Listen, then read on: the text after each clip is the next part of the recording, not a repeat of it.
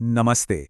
चलिए आज एक ऐसी कहानी में उतरते हैं जो भारत के पहाड़ों में सिर्फ बसी नहीं बल्कि वहीं की कला, पहचान और जज्बे से बुनी गई है। सोचिए किसी पहाड़ी समुदाय को क्या चीज जोड़े रखती है? क्या सिर्फ जमीन?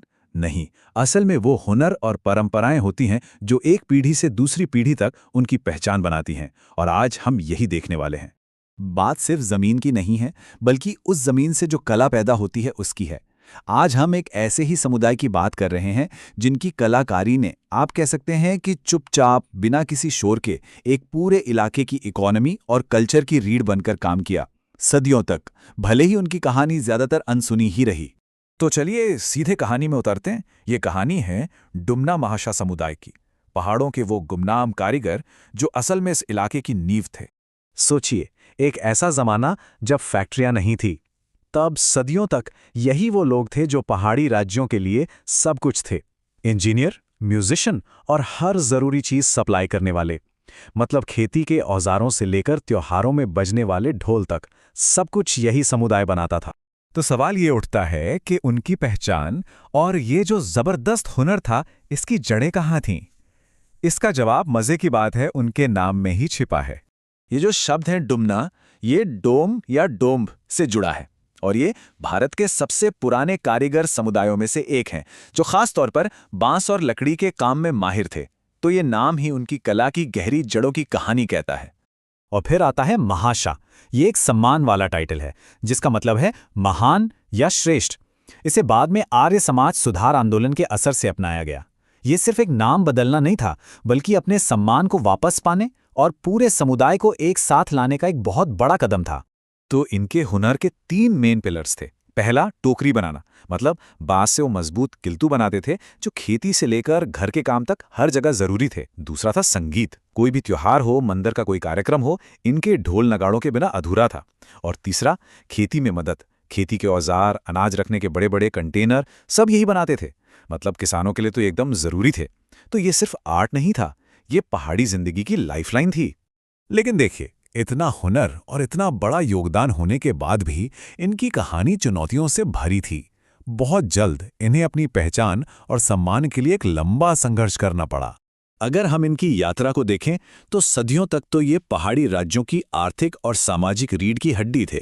फिर आया ब्रिटिश राज और उनके वन कानूनों ने बांस तक इनकी पहुंच ही लगभग खत्म कर दी। अब सोचिए, जिनका पूरा काम ही बांस पर टिका हो, उनकी तो रोजी रोटी पर ही हमला हो गया।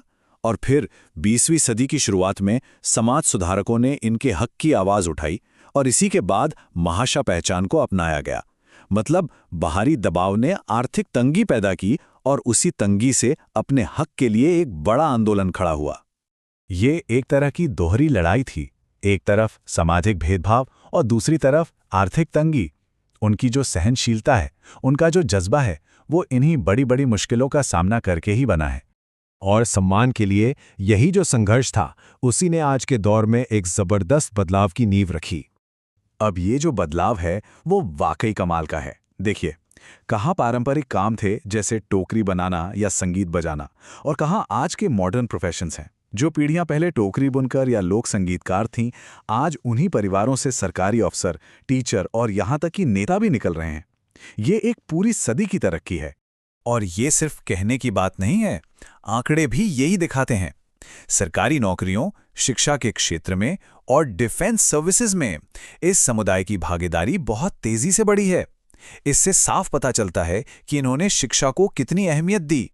और सबसे दिलचस्प बात यह है कि आज के दौर में आगे बढ़ते हुए भी इन्होंने अपनी जड़ों को, अपने पुरखों के हुनर को भुलाया नहीं है, बल्कि आज उसी पारंपरिक कला को एक नए अंदाज में दुनिया के सामने पेश किया जा रहा है, सस्टेनेबल, इको फ्रेंडली प्रोडक्ट्स के तौर पर, जिनकी ग्लोबल मार्केट में काफी डिमांड है।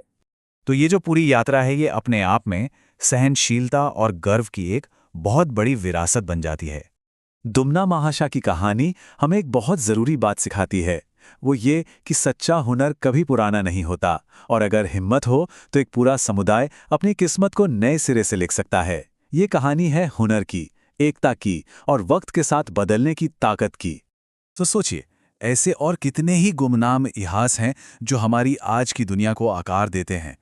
एक गुमनाम कारीगर से लेकर आज के लीडर तक का उनका ये सफ़र हमें याद दिलाता है कि हिम्मत और योगदान की ऐसी न जाने कितनी ही कहानियां हैं जो सुने जाने का इंतजार कर रही हैं।